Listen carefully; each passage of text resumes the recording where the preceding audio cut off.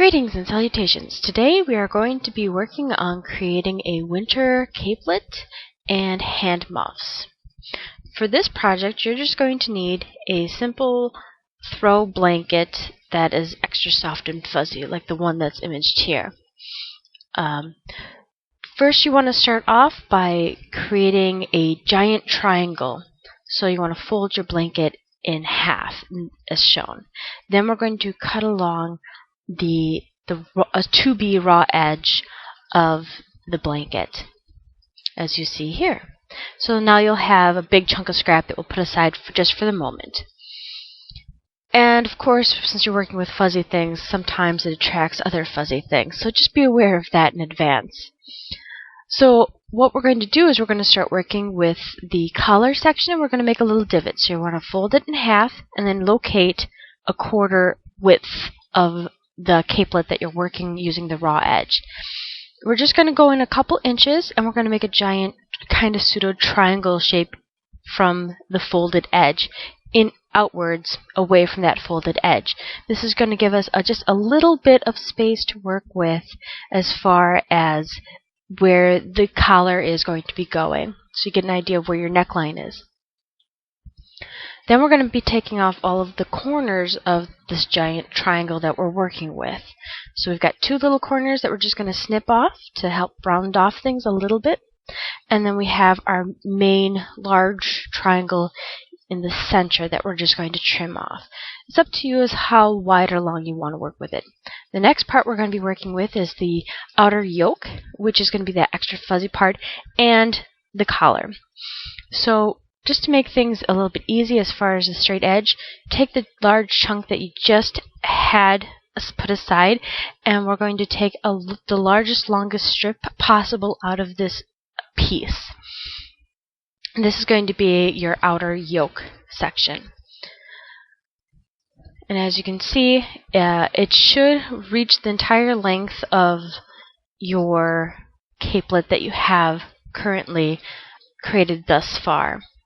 With the spare scraps, we're going to cut out a section for the collar, and then we're going to cut out a section for the hand muffs. So this is what I've figured out to be a good section for the collar that we're going to trim off. We've got it folded down, and then we have a section for the hand muffs, which is folded upwards on an edge. So we're going to cut off a chunk for the collar, and we're going to stitch the edges. You might want to do this for all of the pieces, just in case you have a two-piece like I have here. The sections that you're going to be using right now are shown right here. And then what we're going to be doing is we're going to be finishing some of the edges that we know are going to be visible. Which we know this edge, just one of the edges on the outer yoke, is going to be visible. We're going to do the same thing to the collar, and then we're going to find the centers of each, the yoke and the collar. I'm going to match these up and put them next to each other. I've decided that the collar is a little bit too long for what I need it to be, so I'm actually folding in the collar a little bit more, as shown here. And then I'm just stitching it a little bit.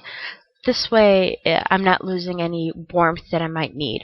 I'm putting it back on the edge, on the folded edge, and I'm stitching the two pieces, the collar and the outer yoke, together with the fuzzy sides facing together. So when you open it up, you'll have a nice large fuzzy area to help keep you warm when it's really cold out. On the back side, you'll see the more brown or colored fuzz that usually these kinds of blankets have. Then we're going to take our yoke and our collar, and we're going to stitch it to the rest of the capelet, and we're going to be making sure that all of the fuzzy sides are facing inwards towards each other. So you're going to sew along that unfinished long strip edge, and when you open it up, you'll be able to see that it's nice and warm and fuzzy on the inside. We want to flip everything over, and we don't want the yoke to be flopping around, so we're just going to stitch that as well on the outside as shown. Then we're going to be going on to the hand muffs. A hand muff is actually really super easy to do. You just take a chunk that we had salvaged before and just fold it into three sections. Two of the sections are going to be a little bit smaller, and figure out how wide you want your muff to be. I like to be able to get a little bit more than just my hands in. Then we're going to stitch the edges together as shown, so you have plenty of space. You flip it inside out and just stitch along one of the seams, or one of the open seams, and then you just flip it right side out again. And that's all you need to do. Now, of course, you know, if you have your little fuzzy furry friend, you don't want to forget about him too. So you can take a little bit of that extra scrap and just stitch up some of the edges and add a little ribbon to it, and you're pretty much good to go. And you'll have your own little capelet for your little furry friend. So, I hope you enjoyed this video. It showed you how to create your own capelet and muff without using any patterns and just a blanket yourself. Just a blanket. I hope you enjoy it and share with your friends. And if nothing else, at least you've gotten a nice little collar for your furry friend. Sometimes they look a little bit better than we do in clothes. So I hope you enjoyed.